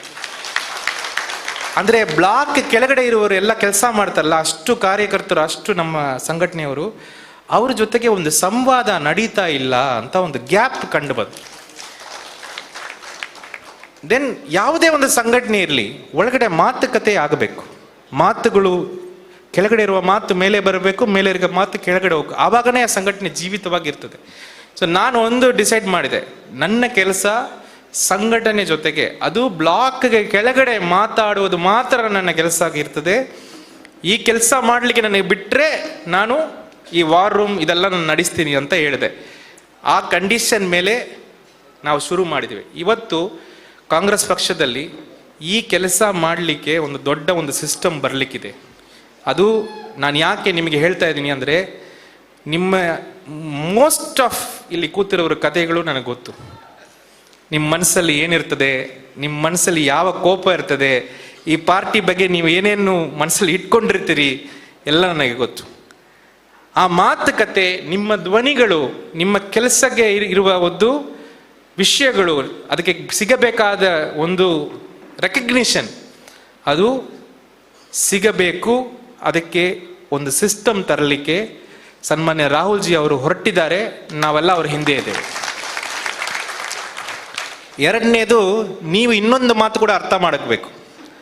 ರಾಜಕೀಯ IAS ಥರ ಇಲ್ಲ. IAS ಒಂದು ಎಕ್ಸಾಮ್ ಪಾಸ್ ಮಾಡಿದರೆ ನೀವು IAS ಆಫೀಸರ್ ಆಗ್ತೀರಿ. ಅಂದರೆ ಒಂದು 100 ಜನ ಒಂದು ಹುದ್ದೆಗೆ ಆಸೆ ಪಟ್ಟರೆ, ಇಷ್ಟಪಟ್ಟರೆ, IAS ಅಲ್ಲಿ 2 ಎಕ್ಸಾಮ್ ನೀವು ಪಾಸ್ ಮಾಡಬೇಕು. ಪಾಸ್ ಮಾಡಿದರೆ ನೀವು ಅಲ್ಲಿ ಹೋಗ್ಬೋದು. ಫೇಲ್ ಆಗಿದ್ರೆ ನೀವೇನು ಹೇಳ್ತೀರಿ, ಆಯಿತು ನಾವು ಫೇಲ್ ಆಗಿದ್ದೀವಿ, ನೆಕ್ಸ್ಟ್ ಟೈಮ್ ಒಳ್ಳೇದಾಗಿ ಓದಿ ನಾವು ಮುಂದೆ ಹೋಗ್ತೀವಿ ಅಂತ. ಆದರೆ ರಾಜಕೀಯ ಹಾಗಿಲ್ಲ. ಒಂದು ಹುದ್ದೆ ಇರ್ತದೆ, 100 ಜನ ಆಸೆ ಪಡ್ತಾರೆ. 100 ಜನಗೂ ಎಲ್ಲರೂ ಏನು ಹೇಳ್ತಾರೆ ಅಂದರೆ, ಈ ಹುದ್ದೆಗೆ ನೀನೇ ಅರ್ಹರು ಅಂತ ಹೇಳ್ತಾರೆ. ಕೆಲಸ ಮಾಡು, ಒಂದು ದಿವಸ ನಿನ್ಗೆ ಬರ್ತದೆ, ನಿನಗೆ ಡೋಂಟ್ ವರಿ, ನಿನ್ನ ಟೈಮ್ ಕೊಡು, ನಿನ್ನ ಎಲ್ಲ ಕೊಡು, ಒಂದು ದಿವಸ ಆಗ್ತದೆ ಅಂತ. ಆದರೆ ಮ್ಯಾಥಮೆಟಿಕಲಿ ನೀವು ನೋಡಿದರೆ ಕೂಡ ಒಬ್ಬರಿಗೆ ತಾನೇ ಸಿಗೋದು, ಉಳಿದ 99 പേರಿಗೆ ಕಷ್ಟ ಅಂತಾನೆ ಆಗೋದು. ಉಳಿದ 99 പേರಿಗೆ ಕಷ್ಟ ಆಗುವುದು. ಅದು ಯಾರಿಗೆ ಸಿಗಲಿ, ಆದರೆ 99 പേರಿಗೆ ನಿರಾಶೆ ಆಗ್ತದೆ, ನಮಗೆ ಸಿಕ್ಕಿಲ್ಲ ಅಂತ. ಸೊ ರಾಜಕೀಯ ಸಿಸ್ಟಮೇ ಆಗಿದೆ. ಹಾಗಾಗಿ ನಾವು ಒಂದು ಏನು ಎತ್ತಿನ ಗಾಡಿ ಮೇಲೆ ಏರ್ಕೊಂಡು ಅದು ಏರೋಪ್ಲೇನ್ ಥರ ಹೋಗಬೇಕು ಅಂತ ಹೋಗಲ್ಲ. ರಾಜಕೀಯದಲ್ಲಿ ನಾವು ಇದನ್ನು ಅಕ್ಸೆಪ್ಟ್ ಮಾಡ್ಕೋಬೇಕು. ನಾವು ಆಸೆ ಪಡಬಹುದು, ಆದರೆ ನಮಗೆ ಸಿಗ್ತದಾ ಇಲ್ವಾ ಅದು ಬಹಳ ಫ್ಯಾಕ್ಟರ್ ಮೇಲೆ ಡಿಪೆಂಡೆಂಟ್ ಇದೆ. ನಿಮ್ಗೆ ಅನ್ಸಬಹುದು, ಇಲ್ಲ ನಾನೇ ಅರ್ಹರು, ಇವರು ಅರ್ಹರಿಲ್ಲ. ಆದರೆ ಅವರು ಹೇಳ್ತಾರೆ ನಾನೇ ಅರ್ಹರು, ಇವರು ಅರ್ಹರಿಲ್ಲ ಅಂತ. ಆದರೆ ಅರ್ಹರಿಲ್ಲವೋ ಒಬ್ಬರಿಗೆ ಸಿಗೋದು, ಉಳಿದ 99 പേರಿಗೆ ಅದು ನಿರಾಶೆನೆ. ಪ್ರಾಬಬಿಲಿಟಿ ಏನೋ, ಅದು 99 പേರಲ್ಲಿ ನಾನು ಇರುವುದು ಪ್ರಾಬಬಿಲಿಟಿ ಜಾಸ್ತಿ. ಆದರೆ ರಾಜಕೀಯದಲ್ಲಿ ಯಾವ ರೀತಿ ನಾವು ಖುಷಿಯಾಗಿರಬೇಕು ಅಂತ ನಾವು ಅರ್ಥ ಮಾಡಬೇಕು. ಅಂದರೆ ಇದು ಒಂದು ಪೊಸಿಷನ್ ಸಿಕ್ಕಿದ್ರೆ ಮಾತ್ರ ನಾನು ಖುಷಿಯಾಗಿರ್ತೀನಿ ಅಂತ ಹೇಳಿದ್ರೆ ಈ ರಾಜಕೀಯದಲ್ಲಿ ಭಾಳ ಕಷ್ಟ. ಮ್ಯಾಥಮೆಟಿಕ್ಲಿ ಇದು ಆಗೋದೇ ಇಲ್ಲ. ಆದರೆ ಒಂದು ಒಳ್ಳೆಯ ವಿಷಯ ನಾವೆಲ್ಲ ಮಾಡಿರೋದು ಏನಂದರೆ, ಈ ಪಕ್ಷವನ್ನು ಆಯ್ಕೆ ಮಾಡಿರೋದು. ಈ ಪಕ್ಷದಲ್ಲಿ ಎಲ್ಲರಿಗೂ ಒಂದು ಫ್ಯಾಮಿಲಿ ಥರ, ಒಂದು ದೊಡ್ಡ ಫ್ಯಾಮಿಲಿ ಥರ ಒಂದು ಅವಕಾಶ ಇದೆ. ಬೇರೆ ಪಕ್ಷಗಳು ನಾನು ಭಾಳ ನೋಡಿದೆ. ನೀವು ಅನ್ಕೋಬೋದು ಆ ಪಕ್ಷ ಹಾಗಿರ್ತದೆ, ಆಗ ರೆಕಗ್ನೈಸ್ ಮಾಡ್ತಾರೆ, ಈಗ ರೆಕಗ್ನೈಸ್ ಮಾಡ್ತಾರೆ ಅಂದರೆ ಅದೆಲ್ಲ ಫೇಕ್. ಯಾವುದೇ ರೆಕಗ್ನಿಷನ್ ಎಲ್ಲಿನೂ ಇಲ್ಲ. ಅಲ್ಲಿ ಹೋಗಿ ಅಲ್ಲೇ ವಾಪಸ್ ಬರಲೇಬೇಕು ಕಾಂಗ್ರೆಸ್ ಪಕ್ಷ. ಯಾಕಂದರೆ ನೀವು ಎಲ್ಲಿ ಹೋದ್ರೂ ನೀವು ಇಲ್ಲೇ ಬರ್ತೀರಿ. ನಿಮ್ಮ ಮನಸ್ಥಿತಿ ಆಗಿದ್ರೆ ನಾನು ಇವತ್ತಿಗೆ ಬರೆದು ಕೊಡ್ತೀನಿ. ನೀವು ಎಲ್ಲಿ ಬೇಕಾದರೂ ಹೋಗಿ, ನಿಮ್ಮ ಮನಸ್ಥಿತಿ ಕಾಂಗ್ರೆಸ್ ಪಕ್ಷದಲ್ಲಿದ್ದರೆ ನೀವು ಎಲ್ಲಿ ಹೋದರೂ 10 ವರ್ಷ ಆದರೂ ನೀವು ವಾಪಸ್ ಇಲ್ಲೇ ಬರ್ತೀರಿ. ಯಾಕಂದರೆ ನಿಮಗೆ ಗೊತ್ತಿದೆ ಇದು ಮನೆ ಥರ ಅಂತ, ಇದು ಕುಟುಂಬ ಥರ ಅಂತ. ಇಲ್ಲಿ ಎಲ್ಲರಿಗೂ ಒಂದು ಅವಕಾಶ ಇರ್ತದೆ. ಇದೊಂದು ದೊಡ್ಡ ಒಂದು ಫ್ಯಾಮಿಲಿ. ಹೇಗೆ ಫ್ಯಾಮಿಲಿಯಲ್ಲಿ ಕೆಲವು ಜಗಳಗಳು ಇದು ಅದು ಅಂತ ಆಗ್ತಾ ಇರ್ತದೆ, ಇಲ್ಲಿನ ಆಗ್ತದೆ. ಇದು ಒಂದು ಪಾರ್ಟಿ ಅಂದರೆ ಕಾಂಗ್ರೆಸ್ ಅಂದ ಪದಕ್ಕೆ ಅರ್ಥ ಕಲೆಕ್ಟಿವ್ ಅಂತ ಅರ್ಥ. ಈಗ ನಾವು ಕೂತಿದ್ದೇವಲ್ಲ, ಇದು ಕಾಂಗ್ರೆಸ್. ನಾನು ನಾಯಕನಂತ ನಾನು ಕಾಂಗ್ರೆಸ್ ಅಲ್ಲ, ಇದು ಕಾಂಗ್ರೆಸ್. ಇಲ್ಲಿ ನೀವೆಲ್ಲ ಕೂತಿದ್ದೀರಿ, ನಾನು ಮಾತಾಡ್ತೀನಿ, ನೀವು ಕೌಂಟರ್ ಕ್ವಶನ್ ಕೇಳ್ತೀರಿ, ನಾನು ಕೌಂಟರ್ ಕೊಡ್ತೀನಿ, ಡಿಸ್ಕಷನ್ ನಡ್ತದೆ, ಇದೇ ಕಾಂಗ್ರೆಸ್. ಹಾಗಾಗಿ ಕಾಂಗ್ರೆಸ್ಸಲ್ಲಿ ಬಹಳ ಸ್ಪಷ್ಟವಾದ ರಿಸಲ್ಟ್ ಎಲ್ಲ ಟಕ್ ಟಕ್ ಅಂತ ಬರಲ್ಲ, ಎಲ್ಲ ಲೇಟ್ ಆಗ್ತದೆ. ಆದರೆ ಅದಾಗಬೇಕಾದ ಟೈಮಲ್ಲಿ ಸರಿಯಾಗಿ ಆಗ್ತದೆ. ಇವತ್ತಲ್ಲ, 1885 ಈ ಪಾರ್ಟಿ ಹಾಗೇನೆ. ಇದರಲ್ಲಿ ಜಗಳಗಳು ಬಹಳಗಳು ನಡೀತವೆ. ಗಾಂಧೀಜಿಗೂ ನೆಹರುಗೂ ಪಂಡಿಟ್ಗೂ ನೆಹರುಗೂ ಬೋಸ್ಗೂ ಇರುವ ಜಗಳ ಎಲ್ಲರಿಗೂ ಗೊತ್ತಿದೆ. ಆದರೆ ಈ ಪಕ್ಷ ಹಾಗೇನೆ. But it is a collective call. ಯಾರು ಒಬ್ಬರು ಇದನ್ನು ತಗೊಂಡು ಹೋಗ್ಲಿಕ್ಕಾಗಲ್ಲ. ಎಲ್ಲರೂ ಸೇರಿ ಇದನ್ನು ಒಂದು ಡೈರೆಕ್ಷನ್ಗೆ ತಗೊಂಡು ಹೋಗ್ತೀವಿ, ಅದೇ ಕಾಂಗ್ರೆಸ್. ಹಾಗೆ ಇದು ಡಿವಿಯೇಟ್ ಆಗದೆ ಇದುವರೆಗೆ ಇದೆ. ಒಬ್ಬ ಮೋದಿ ಇಲ್ಲಿ ಏನು ಮಾಡೋಕ್ಕಾಗಲ್ಲ, ಇಲ್ಲಿ ಯಾರು ಆ ಥರ ಇಲ್ಲ. ರಾಹುಲ್ ಜಿ ಕೂಡ ಅದು ಒಪ್ಪಲ್ಲ, ರಾಜೀವ್ ಗಾಂಧಿ ಒಪ್ಪಲ್ಲ, ಇಂದಿರಾ ಗಾಂಧಿ ಟೈಮಲ್ಲಿ ಅದೆಲ್ಲ ಇಲ್ಲ. ಇದು ಒಂದು ಕಲೆಕ್ಟಿವ್. ಇದನ್ನು ನಾವು ಅರ್ಥ ಮಾಡ್ಕೋಬೇಕು. ಇದರಲ್ಲಿ ಯಾವ ರೀತಿ ನಾವು ಸಂತೋಷವಾಗಿ ಇರಬೇಕು, ಇದರ ಮೇಲೆ ನಾವು ವರ್ಕ್ ಮಾಡಬೇಕು. ಇದು ಯಾಕೆ ಇದು ಹೇಳ್ತಾ ಇದ್ದೀನಿ ಅಂದರೆ, ಬಹಳಷ್ಟು ಇಲ್ಲಿರುವರು ಕತೆ ಇದು. ನಿಮಗೆ ಒಂದು ಪ್ರಾಮಿಸ್ ನಾನು ಮಾಡ್ತೀನಿ, ಇನ್ನು ಮುಂದೆ ಬರುವ ದಿವಸಗಳಲ್ಲಿ ನಮ್ಮ ಪಾರ್ಟಿ ಒಳಗಡೆ ಕಮ್ಯುನಿಕೇಷನ್ ಚೆನ್ನಾಗಿ ಆಗ್ತದೆ. ಒಬ್ಬ ಕಾರ್ಯಕರ್ತರಿಗೆ ಅವರ ಧ್ವನಿ, ಮತ್ತು ನಾಯಕರ ಧ್ವನಿ ಕಾರ್ಯಕರ್ತರಿಗೆ, ಕಾರ್ಯಕರ್ತರ ಧ್ವನಿ ನಾಯಕರಿಗೆ, ಪಕ್ಷದ ಧ್ವನಿ ಕಾರ್ಯಕರ್ತರಿಗೆ, ಎಲ್ಲರಿಗೂ ಮುಟ್ಟುವ ಒಂದು ಪರಿಸ್ಥಿತಿ ನಾವು ಸೃಷ್ಟಿ ಮಾಡ್ತೇವೆ. ಮತ್ತೆ ನಮ್ಮದೇ ಆದ ಒಂದು ಧ್ವನಿ ಇದೆ, ನಮ್ಮದೇ ಆದ ಒಂದು ಭಾಷೆ ಇದೆ. ಆ ಭಾಷೆಯನ್ನು ನಾವು ವಾಪಸ್ ಕಾಂಗ್ರೆಸ್ಸಲ್ಲಿ ತಗೊಂಡು ಬರ್ತೇವೆ ಅಂತ ಮಾತು ನಾನು ನಿಮಗೆ ಕೊಡ್ತೀನಿ. ಕೊನೆಗೆ ನಮ್ಮ ಸ್ಟೋರಿ, ನೀವು ಎಲ್ಲರೂ ಇವತ್ತು ಇಲ್ಲಿ ನಾರ್ಮಲ್ ಟೈಮ್ಸಲ್ಲಿ ಕೂತಿಲ್ಲ. We are sitting in a very very difficult time. Difficult time ಬರೀ ಪಕ್ಷಕ್ಕಲ್ಲ, ನಮ್ಮ ಕುಟುಂಬಗಳಿಗೂ ಸೇರಿ ಹೇಳ್ತಾ ಇರೋದು. ಇವತ್ತು ನಾನು ಕಾಂಗ್ರೆಸ್ ಪಕ್ಷಕ್ಕೆ ಯಾಕೆ ಇದ್ದೀನಿ ಅಂತ ಯಾರಾದರೂ ನನಗೆ ಕೇಳಿದರೆ ನಾನು ಒಂದೇ ಮಾತಲ್ಲಿ ರಿಪ್ಲೈ ಕೊಡ್ತೀನಿ, ನನ್ನ ಕುಟುಂಬಕ್ಕೋಸ್ಕರ ನಾನು ಇದ್ದೀನಿ. ಯಾಕೆಂದರೆ ಇವತ್ತು ಈ ಪಕ್ಷ ಈ ದೇಶವನ್ನು ರಕ್ಷಣೆ ಮಾಡದೇ ಹೋದರೆ, ಈ ಸಂವಿಧಾನವನ್ನು ಉಳಿಸಲಿಕ್ಕೆ ನಮಗೆ ಆಗದೇ ಇದ್ದರೆ, ನಾವು ದೊಡ್ಡವರಾಗಿ ಹಿರಿಯರಾಗಿ ನಮ್ಮ ಲೈಫಲ್ಲಿ ಬಹಳ ಒಂದು ವಿಫಲತೆ ಮಾಡ್ತೀವಿ ಅಂತ ನನ್ನ ಭಾವನೆ. ಇನ್ಫ್ಯಾಕ್ಟ್ ನಮ್ಮ ಮಕ್ಕಳಿಗೆ ನಾವು ಬಹಳ ದ್ರೋಹ ಮಾಡಿ ಹೋಗ್ತೀವಿ ಅಂತ ನನ್ನ ಭಾವನೆ. ಹಾಗಾಗಿ ನೀವು ಯಾರಿಗಾಗ ಇದ್ರೂ ಇಲ್ವೋ, ಈ ಕೆಲಸಗಳು ಎಲೆಕ್ಷನ್ ಇದೆಲ್ಲ ಮಾಡಬೇಕಂತ ಇದೆಯೋ ಇಲ್ವೋ, ನಮ್ಮ ಮಕ್ಕಳಿಗೋಸ್ಕರ, ನಮ್ಮ ಕುಟುಂಬಗಳಿಗೋಸ್ಕರ ನಾವು ಇವತ್ತು ಈ ಕೆಲಸ ಮಾಡಲೇಬೇಕು. ಎಲ್ಲವುದು ನಮ್ಮ ಕುಟುಂಬಕ್ಕೆ ತಾನೇ ಮಾಡುವುದು. ದುಡಿಯುವುದು ಯಾಕೆ, ಮಕ್ಕಳಿಗೆ ಓದಿಸೋದು ಯಾಕೆ, ಎಲ್ಲ ಅವ್ರಿಗೆ ತಾನೇ. ಮತ್ತೆ ನೀವು ಅವರಿಗೆ ಒಂದು ಒಳ್ಳೆಯ ಸಮಾಜ ಕೊಡದೆ ನೀವು ಹೋಗಿದರೆ ಏನು ಅರ್ಥ, ಏನು ಅದರಲ್ಲಿ? There is no point. ಹಾಗಾಗಿ ಹಿರಿಯರಾದ ನಮಗೆ ಬಹಳ ದೊಡ್ಡ ಜವಾಬ್ದಾರಿ ಇದೆ. ನನ್ನ ಕತೆ ನಾನು ಹೇಳಿದೆ. ನಾನು ಇಲ್ಲಿ ನಿಲ್ಲಬೇಕಾದ ಪರಿಸ್ಥಿತಿಯಲ್ಲಿ ಇದ್ದವನಲ್ಲ ಸಮಾಜದಲ್ಲಿ. ನಮ್ಮ ಊರಲ್ಲಿ ನಮಗೆ ಈ ಶರ್ಟ್ ಹಾಕಲಿಕ್ಕೆ ಅವಕಾಶ ಇದ್ದಿಲ್ಲ. ಆದರೆ 40 ವರ್ಷದಲ್ಲಿ ಈ ಶರ್ಟ್ ಮಾತ್ರ ಅಲ್ಲ, ನಾನು ಇಲ್ಲಿ ಜಿಲ್ಲಾಧಿಕಾರಿಯಾಗಿ ನಿಮ್ಮ ಮುಂದೆ ಮಾತಾಡ್ತೀನಿ ಅಂದರೆ ಯಾರೋ ಒಬ್ಬರು ಕೊಟ್ಟ ಒಂದು ತ್ಯಾಗದಿಂದ ನಾನು ಬಂದಿದ್ದೀನಿ ಇಲ್ಲಿ. ಯಾರೋ ಒಬ್ಬದಿಂದ ಅದನ್ನು ಚೇಂಜ್ ಮಾಡಿ ಹೇಳ್ತೀನಿ, ಕಾಂಗ್ರೆಸ್ ಪಕ್ಷ ಕೊಟ್ಟ ತ್ಯಾಗದಿಂದ ನಾನು ಇಲ್ಲಿ ಬಂದಿದ್ದೀನಿ. ಈ ಸಂವಿಧಾನ ಮಾಡಿರುವುದು, ಆ ಸ್ವತಂತ್ರ ಹೋರಾಟವನ್ನು ಮಾಡಿರುವುದು, ಎಲ್ಲರಿಗೂ ಒಂದು ಸಮಾನತೆ ಕೊಟ್ಟಿರುವುದು ಅದು ಕಾಂಗ್ರೆಸ್ ಪಕ್ಷ. ಕಾಂಗ್ರೆಸ್ ಪಕ್ಷ ಇಲ್ಲದೆ ಹೋದರೆ ಈ ಆಡಿಟೋರಿಯಂ ಅಲ್ಲಿ ಬಹಳಷ್ಟು ಜನರಿಗೆ ಶರ್ಟ್ ಇರಲ್ಲ, ನನಗೆ ಗೊತ್ತದು. ಲ್ಯಾಂಡ್ ಇದ್ದಿರಲ್ಲ. ಲ್ಯಾಂಡ್ ಅನ್ನು ತೆಗೆಸಿ ಯಾರು ಎಲ್ಲರಿಗೂ ಕೊಟ್ಟರು. ಬ್ಯಾಂಕ್ ಒಳಗಡೆ ನಮಗೆ ಬಿಟ್ಟಿಲ್ಲ, ಬ್ಯಾಂಕ್ ನಮಗೆ ಓಪನ್ ಮಾಡಿ ಕೊಟ್ಟರು ಯಾರು? ಕಾಂಗ್ರೆಸ್ ಪಕ್ಷ. ಎಲ್ಲ ಕಾಂಗ್ರೆಸ್ ಪಕ್ಷನೇ ಮಾಡಿರೋದು. ನಾವೆಲ್ಲ ಇವತ್ತು ಕೂತಿದ್ದೀವಲ್ಲ, ಇವತ್ತೆಲ್ಲ ಒಂದು ಮರ್ಯಾದೆಯಿಂದ ಕೂತಿದ್ದೀವಲ್ಲ, ಅದಕ್ಕೆ ಕಾಂಗ್ರೆಸ್ ಪಕ್ಷ ಮಾತ್ರ ಕಾರಣ. ಬಹಳ ಜನರಿಗೆ ಗೊತ್ತಿರಲ್ಲ, ಅದು ಹೋಗಬಹುದು, ನನಗೆ ಗೊತ್ತು.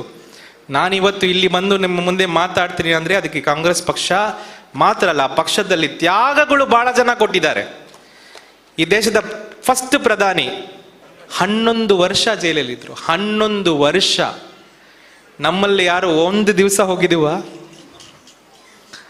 11 ವರ್ಷ ಅವರು ಜೈಲಲ್ಲಿ ಇರಬೇಕಾದ್ರೆ ಅವ್ರಿಗೇನು ಹುಚ್ಚ? ಅವ್ರ ಹೆಂಡತಿಯನ್ನು ನೋಡ್ಕೊಂಡು ಅವರು ಒಬ್ಬರೊಬ್ಬರು ನೋಡುವುದೇ ಇಲ್ಲ, ಗೊತ್ತಿದೆಯಾ? ಇವ್ರು ಜೈಲು ಬಂದಾಗ ಅವ್ರು ಜೈಲಿಗೆ ಹೋಗೋದು, ಅವ್ರ ಜೈಲು ಬಂದಾಗ ಇವರು ಜೈಲಿಗೆ ಹೋಗೋದು, ಕೊನೆಗೆ ಅಮ್ಮ ಸತ್ತೇ ಹೋಗ್ಬಿಟ್ರು. ಅವರೊಂದು ಬ್ಯಾರಿಸ್ಟರ್, ಅವ್ರು ಎಲ್ಲಿಯಾவது UK ಅಲ್ಲಿ ಜಾಲಿಯಾಗಿ ಇರಬಹುದಾಯ್ತು. 11 ವರ್ಷ ಜೈಲು ಹೋಗಬೇಕಾದ ಅವಶ್ಯಕತೆ. ಅವರು 11 ವರ್ಷ ಜೈಲಿಗೆ ಹೋಗಿದ್ದಕ್ಕೆ ನಾನು IAS ಆಫೀಸರ್ ಆಗಿದ್ದೀನಿ. ಇದನ್ನು ಅರ್ಥ ಮಾಡ್ಕೋಬೇಕು. ಇವತ್ತು ನಮ್ಮ ಮಕ್ಕಳ ಒಂದು ಭವಿಷ್ಯ ನಮ್ಮ ಕೈಯಲ್ಲಿದೆ. ನಾವು ಈ ತ್ಯಾಗಗಳು ಕೊಡ್ಲಿಕ್ಕೆ ರೆಡಿ ಆಗಿದ್ದೀವಾ? ಇಲ್ಲ ನಾವು ಬರೀ ನನಗೆ ಏನು ಸಿಕ್ಕಿದೆ ಅಂತ ಥಿಂಕ್ ಮಾಡ್ತಾ ಇದ್ವ. ಆ ಪೊಸಿಷನಲ್ಲಿ ನಾವು ಇಲ್ಲ, ಆ ಪರಿಸ್ಥಿತಿ ಈಗ ಇಲ್ಲ. ಆ ಪರಿಸ್ಥಿತಿ ಬಹಳ ಗಂಭೀರವಾಗಿದೆ. ಇವತ್ತು ಲೋಕಸಭಾ ಎಲೆಕ್ಷನಲ್ಲಿ ಮಾತ್ರ ನಾವು ಏನು ಸ್ವಲ್ಪ ಮಟ್ಟಕ್ಕೆ ಮುಂದೆ ಹೋಗದೆ ಹೋದರೆ, ಅವರನ್ನು 240ಗೆ ಕೆಳಗಡೆ ನಾವು ಇಳಿಸ್ಲಿಕ್ಕೆ ಹೋಗದೆ ಹೋದರೆ, ಇವತ್ತುವರೆಗೆ ನಮ್ಮ ಪಕ್ಷ ಏನಾಗಿರ್ತದೆ ನನಗೆ ಗೊತ್ತಿಲ್ಲ. ಯಾಕಂದರೆ ಇಲೆಕ್ಷನ್ ಮುಂಚೆನೇ ಅವರು ನಮ್ಮಲ್ಲಿ ಅಕೌಂಟ್ ಎಲ್ಲ ಫ್ರೀಸ್ ಮಾಡಿಬಿಟ್ರು. ಅವ್ರು ರೆಡಿ ಆಗಿಬಿಟ್ರು ನಮ್ಮ ನಾಯಕರೆಲ್ಲ ಅರೆಸ್ಟ್ ಮಾಡಲಿಕ್ಕೆ, ಎಲ್ಲರನ್ನು ಕ್ಲೋಸ್ ಮಾಡಲಿಕ್ಕೆ. ಆದರೆ ನಾವು ಒಂದು ದೊಡ್ಡ ಒಂದು ಮಾಡ್ರೆ ರೆಡಿ ಆಗಿಬಿಟ್ರು. ನಮ್ಮ ಲೀಡರ್ ಮಾತ್ರ ಆ ಭಾರತ್ ಜೋಡೋ ಯಾತ್ರಾ ತಗೊಂಡು ಹೋಗದೆ ಹೋಗಿದರೆ ಇವತ್ತು ನಮ್ಮ ಪರಿಸ್ಥಿತಿ ಎಲ್ಲ ಬೇರೆ ಥರ ಇತ್ತು. 4,000 ಕಿಲೋಮೀಟರ್ ನಡೆಯಬೇಕಂತ ಅವ್ರಿಗೇನು ಇದೆಯಾ? ಅವ್ರು ಎಂಥ ಫ್ಯಾಮಿಲಿಯಿಂದ ಬಂದವರು ಥಿಂಕ್ ಮಾಡಿ. ನಾನು ಒಂದು ದಿವಸ ಹೋಗಿದೆ ಜೊತೆಗೆ, ನಾನು ಬ್ಯಾಕ್ಗ್ರೌಂಡ್ ವರ್ಕ್ ಮಾಡ್ತೀನಿ, ಒಂದು ದಿವಸ ನೋಡಿದ್ರೆ ನಡೆಯೋಣ ಅಂತ. ಒಂದು ದಿವಸ ನನಗೆ ನಡೆಯೋಕ್ಕಾಗಲಿಲ್ಲ. ಅಷ್ಟು ಕಷ್ಟ, ಅಷ್ಟು ಧೂಳು, ಅಷ್ಟು ಇದು ಜನ, ಹೇಗೆ ಅವರು ಮಾಡಿದರು ಇದನ್ನು ನಾವು ಒಂದು ನಿಮಿಷ we have to think about it. Message ಏನು ನಮಗೆ? ಮೆಸೇಜ್ ಇಷ್ಟೇ, do or die. This is the message. Gandhiji ಒಂದು ಕರೆ ಕೊಟ್ಟರು, do or die. We have to now do or die. ಯಾಕಂದರೆ ಆ ಪರಿಸ್ಥಿತಿಗೆ ನಾವು ಬಂದ್ಬಿಟ್ಟಿದ್ದೇವೆ. ಅಷ್ಟು ಗಂಭೀರದ ಸಿಚುವೇಶನಲ್ಲಿ ಕಾಂಗ್ರೆಸ್ ಪಕ್ಷ ನಾವು ಎದ್ದು ಹೇಳಬೇಕು. ನಾವು ಎದ್ದು ನಿಂತು ಎಲ್ಲದನ್ನು ಬಿಟ್ಟು ಸ್ಯಾಕ್ರಿಫೈಸ್, ನನಗೋಸ್ಕರ ಜೀವನ ಕೊಟ್ಟಿದ್ದಾರೆ, ಲ್ಯಾಂಡ್ ಕೊಟ್ಟಿದ್ದಾರೆ, ಏನೇನೋ ಕೊಟ್ಟಿದ್ದಾರೆ, ನಾವೇನು ನಮ್ಮ ಟೈಮ್ ಕೊಡ್ತೀವಿ ಅಷ್ಟೇ. ಅಷ್ಟು ನಾವು ರೆಡಿ ಮಾಡದೆ ಹೋದರೆ ಈ ದೇಶಕ್ಕೆ ನಾವೇ ದೊಡ್ಡ ದ್ರೋಹ ಮಾಡ್ದಂಗೆ ಆಗ್ಬಿಡ್ತದೆ. ದೇಶಕ್ಕೆ ಬಿಟ್ಬಿಟ್ಟು ನಮ್ಮ ಮಕ್ಕಳಿಗೆ ಬಹಳ ದ್ರೋಹ ಮಾಡ್ದಂಗೆ ಆಗ್ಬಿಡ್ತದೆ. ಸೊ ಹಾಗಾಗಿ ನಮ್ಮ ಕತೆ ಈಗ ಹೇಗಿದೆ ಅಂದರೆ, ನಾವು ಒಂದು ಎಲ್ಲದನ್ನು ಮರೆದು, ಎಲ್ಲ ಇಶ್ಯೂವನ್ನು ಮರೆದು ಒಬ್ಬ ಕಾರ್ಯಕರ್ತರಾಗಿ ಇಳಿಯಬೇಕಾಗ್ತದೆ. ನಾನು ಕಾರ್ಯಕರ್ತರಾಗಿ ಇಳಿಯಬೇಕಾದ್ರೆ, ನೀವು ಕಾರ್ಯಕರ್ತರಾಗಿ ಇಳಿಯಬೇಕಾದ್ರೆ. ಭಾಳ ಜನ ಇಳಿಯಲ್ಲ, ಬಿಟ್ಬಿಡಿ, ಅದ್ರ ಬಗ್ಗೆ ಚಿಂತನೆ ಅಲ್ಲ. ಯಾರು ನಾವು ಚಿಂತನೆ ಮಾಡ್ತೇವೆ, ಯಾರು ನಾವು ಇದನ್ನು ಅರ್ಥ ಮಾಡ್ಕೊಂಡಿದ್ದೇವೆ, we have to get to the ground. And ಕಾಂಗ್ರೆಸ್ಸಿನ ಒಂದು ಭಾಷಣ ಮಾಡುವುದಲ್ಲ, ಕಾಂಗ್ರೆಸ್ಸಿನ ಭಾಷೆ ನಡೆಯುವುದು. ಜನರ ಬಗ್ಗೆ ಮಾತಾಡುವ ಭಾಳ ಪಕ್ಷ ಇದೆ, ಜನರಿಗಾಗಿ ಹೋರಾಟ ಮಾಡುವ ಪಕ್ಷಗಳು ಕೂಡ ಇದೆ. ಆದರೆ ಜನರ ಜೊತೆಗೆ ನಡೆಯುವ ಒಂದೇ ಒಂದು ಪಕ್ಷ, ಅದು ಕಾಂಗ್ರೆಸ್ ಪಕ್ಷ. ನಮ್ಮ ಭಾಷೆನೇ ನಾವು ಪ್ರತಿ ಹಳ್ಳಿಗೂ ನಡೀತಾ ಇತ್ತು ಆ ಕಾಲದಲ್ಲಿ. ಸೊ ಅದನ್ನು ನಾವು ರಿವೈವ್ ಮಾಡಿ ಈ ಪಕ್ಷವನ್ನು ಲೈವ್ಲಿಯಾಗಿ ಇಟ್ಕೋಬೇಕು. ನಾನು ನಮ್ಮ ಕಡೆಯಿಂದ ಒಂದು ಪ್ರಾಮಿಸ್ ನಿಮಗೆ ಹೇಳ್ತಾ ಇದ್ದೇನೆ. ನಾವು ಮುಂದೆ ಹೋಗ್ತಾ ಇದ್ದೇವೆ ರಾಹುಲ್ ಗಾಂಧಿ ಜೊತೆಗೆ. ಯಾರು ಬರ್ತಾರೋ ಇಲ್ವೋ, ನಾವು ಮುಂದೆ ಹೋಗ್ತಾ ಇದ್ದೇವೆ. ನೀವು ನಮ್ಮ ಜೊತೆಗೆ ಬರಬೇಕು ಅಂತ ನನ್ನ ಅಭಿಪ್ರಾಯ. ನೀವು ಮಾಡ್ತೀರಾ. ಈ ಕಾಂಗ್ರೆಸ್ ಪಕ್ಷ ಸಾಧಾರಣ ಪಕ್ಷ ಅಲ್ಲ. ಇಲ್ಲಿ ನೀವು ಕೂತಿದ್ದೀರಿ ಅಂದರೆ ಈ ಪಕ್ಷದ ಎಲ್ಲ ಮೌಲ್ಯಗಳು ನೀವು ಇಲ್ಲಿ ಇಟ್ಟುಕೊಂಡೇ ನೀವು ಇಲ್ಲಿ ಕೂತಿದ್ದೀರಿ ಅಂತ ನನ್ನ ಅಭಿಪ್ರಾಯ, ನಂಬಿಕೆ. ಹಾಗಾಗಿ ನಮ್ಮೊಳಗಡೆ ಏನೇ ಜಗಳ ಇರ್ತದೆ, ಅದು ಇರ್ತದೆ, ಎಲ್ಲ ಇರ್ತದೆ, ಆರೋಪಗಳಿರ್ತದೆ, ಅದೆಲ್ಲ ಇರಬೇಕು. ಅದು ಇದ್ದರೆ ಮಾತ್ರ ಅದು ಕಾಂಗ್ರೆಸ್ ಪಕ್ಷ. ಅದು ಇಲ್ಲದೆ ಹೋದರೆ ಅದು ಕಾಂಗ್ರೆಸ್ ಪಕ್ಷ ಇಲ್ಲ. ಆದರೆ ನಡೆಯೋ ಟೈಮ್ ಬಂದರೆ ಒಟ್ಟಿಗೆ ನಡೆಯಬೇಕು. ನೀವು ಮನಸ್ಸಲ್ಲಿ ನಿಮಗೆ ಬಂದುಬಿಟ್ರೆ ಅದು ಹೇಗೆ ಮಾಡಬೇಕು ಅಂತ ನಮ್ಮಿಂದ ಜಾಸ್ತಿ ಮಾಡಲಿಕ್ಕೆ I know how systematically will do it. So ಬರುವ ಟೈಮಲ್ಲಿ ಸಿಸ್ಟಮ್ಯಾಟಿಕ್ ಆಗಿ ಈ ಪಕ್ಷವನ್ನು ವಾಪಸ್ ಹಳ್ಳಿ ಲೆವೆಲಲ್ಲಿ ನಾವು ರೆಡಿ ಮಾಡಿಸುವ ಒಂದು ವಿಷಯವನ್ನು ನಾವು ಮಂಗಳೂರಿಂದ ತೋರಿಸ್ಬೇಕು ಅಂತ ನನಗೊಂದು ಆಸೆ ಇದೆ. ಅದು ಇಡೀ ದೇಶದಲ್ಲಿ ಎಲ್ಲಿ ಬೇಕಾದರೂ ಸ್ಟಾರ್ಟ್ ಆಗಲಿ, ಬಟ್ ಮಂಗಳೂರಲ್ಲಿ ಅದು ಕ್ವಿಕ್ ಆಗಿ ಇಂಪ್ಲಿಮೆಂಟ್ ಆಗಿ ಮುಂದೆ ನಾವು ಹೋಗಬೇಕು. ಮತ್ತಷ್ಟು ವಿಶೇಷ ವಿಡಿಯೋಗಳನ್ನು ನೋಡಲು ಮತ್ತು ಹೊಸ ವಿಡಿಯೋಗಳ ಬಗ್ಗೆ ತಿಳಿಯಲು ಈ ದಿನ .com ಯೂಟ್ಯೂಬ್ ಚಾನೆಲ್ ಸಬ್ಸ್ಕ್ರೈಬ್ ಮಾಡಿ ಮತ್ತು